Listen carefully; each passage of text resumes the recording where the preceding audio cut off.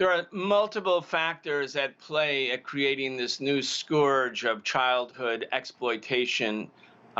It's really awful. It's clearly a violation of the 1938 Fair Labor Standards Act that really started the policing of child labor in a different way in the United States. The scourge of child labor and child exploitation is not a new thing, but it's starting to come back in big ways. It's not only the problem of sponsors, and it's not only the problem of the quick release or the lack of a quick release for young people who are detained, or the fact that there's this legion, this army that you reported in your beginning, 85,000 kids who are unaccounted for.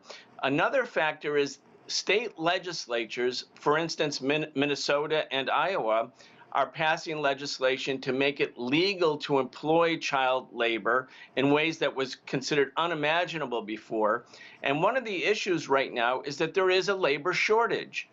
Jerome Powell, the chairman of the Federal Reserve, said that as many as this was not really revealed very publicly or very loudly at least, 500,000 workers died during COVID when 1.1 million Americans died. Many of them were older workers. They need to be replaced. Many other older workers, out of fear of getting sick, stopped working. So as older workers either died because of COVID or left the workforce, corporations are deliberately calculating, trying to get made-up workers who can take their place.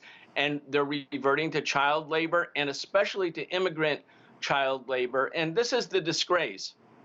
You have the politicians of both parties saying, we don't want any more immigrants. They can't come in, demonizing them, using all sorts of racist tropes against immigrants, and yet child labor, child immigrants being super exploited by the same U.S. corporations who then go around the world telling everybody else we are the bastion of freedom. Terrible.